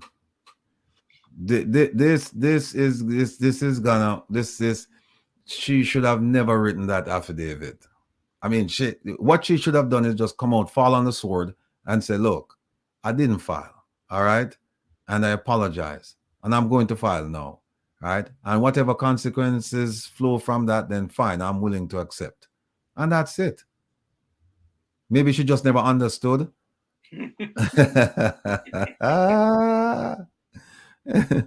No, man, she understood very clearly what she was doing. She understood very clearly. And if you don't believe me that she understood what she was doing, go back and look at her June 7th interview on TVJ. Go back and look at that. It's about 15 minutes long. It's about 12 to 15 minutes long. Go back and look at that interview. And then once you finish that interview, tell me that. And I know the commentator is being facetious, you know, because I say the emojis, the laugh emojis, right? But go back and if you look at it, then you'll understand. And then in her own filing too, she knew. You know, Ratty, the minister lies. The Minister of Finance lied to the people about the FBI coming into Jamaica. He lied about the opposition knew about the salary increase. Because on a radio station, different radio station, they were drilling him to say, does the opposition person knew about it? And he was dancing around the bush. So, where do we go from here as a people? Well, I think, where do we go as a people? That's a good question. I would phrase it like, what do we do as a people to address these things that are going on? And I say more lawsuits, more demonstrations. When the foundation comes online, then I need everybody to, put their heart and soul into it, support us, so that, because right now I have so much on my plate and I'm just one person and I'm trying, it's like there are holes in the dike and I'm using my fingers to plug them, but I don't have enough fingers because I'm getting so much information from people giving me, and when I say information, I mean solid information. There are people giving me documents, documents evidencing corruption in Jamaica. But I can't deal with all of them at the same time, with the same intensity, same focus, and at the same time do the other things that I have to do. So I'm trying my best and I'm getting overwhelmed. So when we start the foundation, no, we can start hiring people and say, okay, yes, here is the stuff. You look at it, tell us what your opinion is and whether we should go forward. Mm-hmm. And then that will release some of the pressure, so then I can exert more oversight than being actively involved in some of these things. Because I'm telling you, people are coming out of the woodwork and they're giving me stuff like you would never believe. Like you would never believe. And I mean, and it's not just in one area. It's across the board. I have always said this, and we're gonna wrap up now. I've always said this, unless Wilfred, we're gonna continue until all 5 o'clock this evening. But anyway, I've always said this, that majority of Jamaica's government buildings and government agency, I should say, has corruption in it stink to the highest heaven. So it's not only the Parliament of Jamaica is corrupt, you know. You think the Ministry of Labour and Social Security is no different? With the part program money? You have all heard me listen this program many times, you know. Oh, and by the way, if anybody wants to see the documents that I have, they're publicly available. You can just go down to the courthouse and it's open to the public. There's no secrecy involved in this. You can just go down to the clerk's office, the civil division, and whatever the charge is, then you pay it. So I'm not revealing any secrets here when I talk about what's contained in this. You know, this is a public document. Once you file it with the court, unless the court has sealed it and there's no seal on this, meaning that it cannot be revealed to the public. It's not they didn't ask for it to be sealed. They're files. So anybody in Jamaica, if you want to go down on, or even if you're online, I think if you go online, you can actually request this document. It's not going to cost you much. It's only I think it's 7 pages, so it's not going to cost you much. So you can go ahead and online and check it out, or go down to the courthouse and request it. Well, we're going to wrap up your final word to your people. People, yeah, people, you see what's going on here. They're trying to drag this thing out instead of coming out and just making a public apology and moving on with life. But that's not the nature of people in power. And I said, if you notice, I didn't say this government. It's just people in power.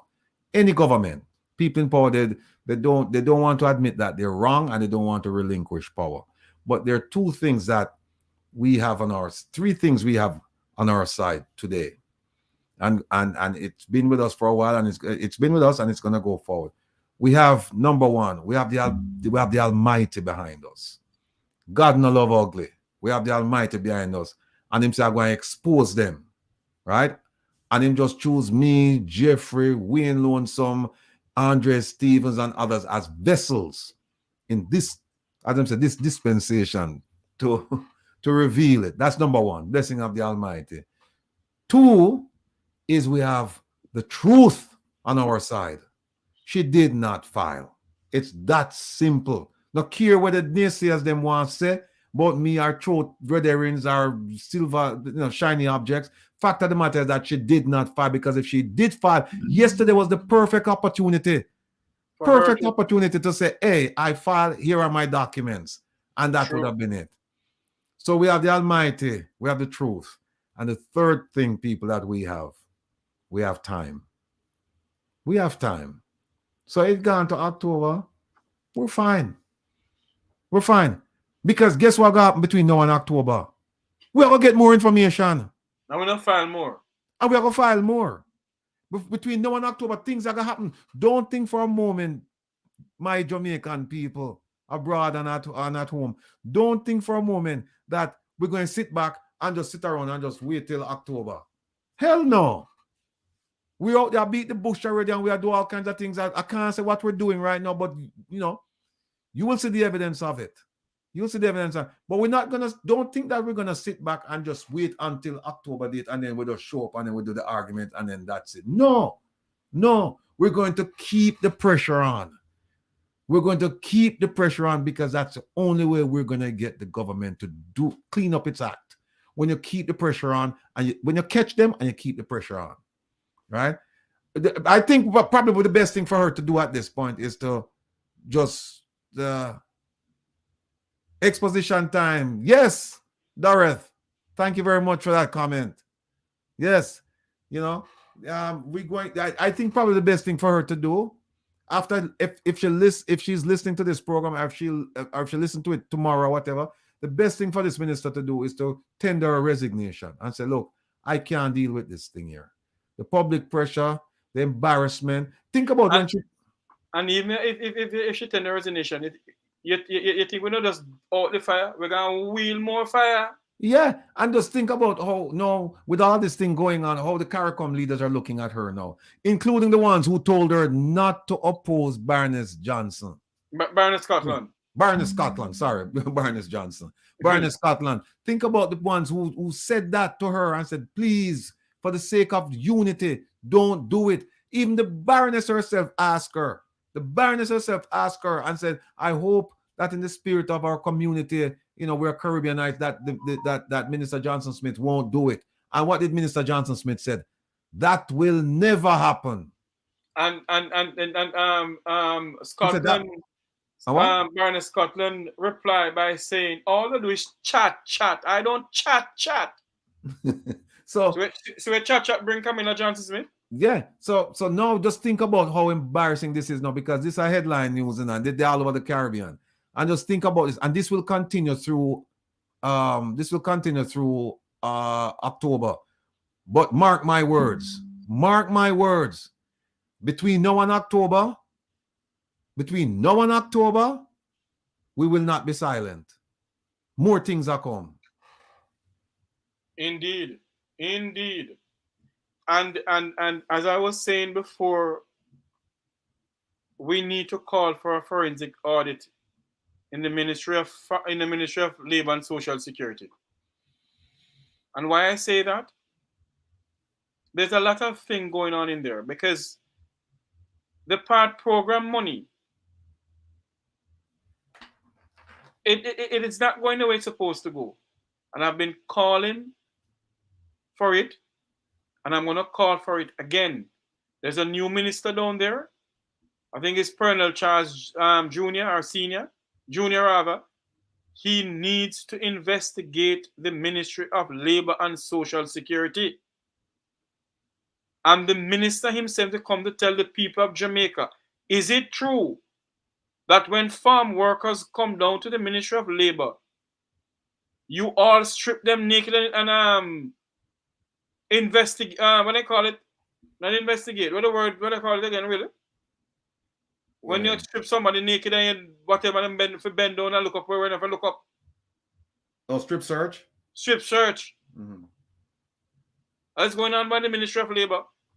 And you're sending away your Jamaicans into modern day slavery. By the way, I forgot to say this to you all, that come Thursday morning, the Mek Wi Talk program will be live from Ontario, Canada, wherein Jamaican farm workers, along with other farm workers, will be demonstrating again. They're calling on their government and the government of Jamaica and other governments to stand up. They want to be heard. There are so many things going on. And the Jamaican government put a blind eye to it. So come this Thursday morning at 11 o'clock America time. I think it's 10 o'clock Jamaica time. We'll be live from Ontario, Canada, where there's going to be a mass demonstration with Jamaican migrant workers. We'll be live on our channel here. My God, our country is in need of help. That's it for me for today. On the behalf of my good friend Jerry Small, my other good friend, my brother Wilfred Radigan. Big up yourself. Thank you, sir. My producer Owen Brown. I'm saying so long until you hear my voice again. May God bless you. May God bless Jamaica, land we love. Continue doing the fight, the good fight, Wilfred Radigan. For sure, my brother. Yes, and if anyone want, your company to be advertised on our stage, on our platform here, you can get in contact with us, because we're gonna start doing things like that for a small fee, like how you see this one here now. We're in just for a small fee. We're gonna start advertising, people, small business like this one here. Do you need graphic design services? Or maybe you need branding for your business? How about multimedia production services? Contact Browns Media and Graphics at 876-877-1870. Browns Media and Graphics, developing your ideas, creating your style. May God bless you. May God bless Jamaica land we love. Wilfred Radigan, have a good day. Take care. Big up yourself, brethren. Yeah, man. All right. Take care. Bye-bye.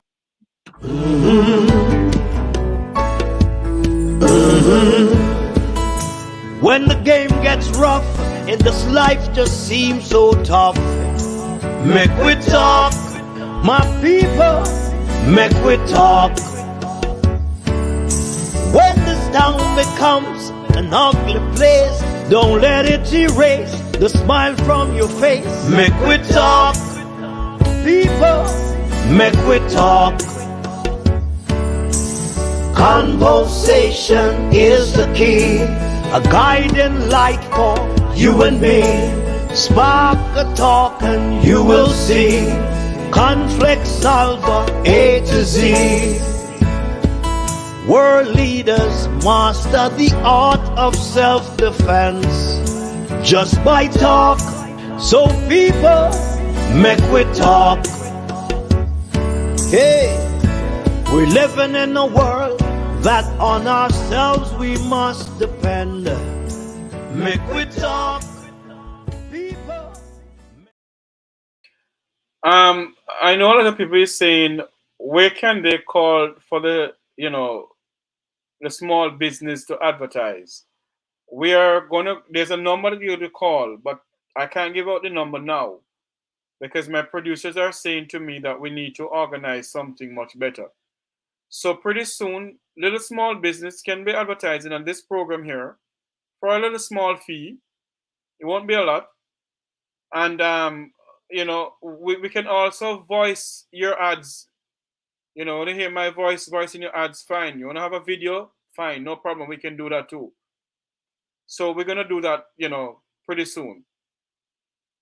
Remember to like, share, and subscribe to the Mek Wi Talk Jeffrey Tavares YouTube channel.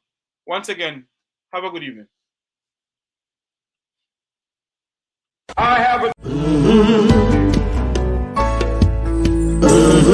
a...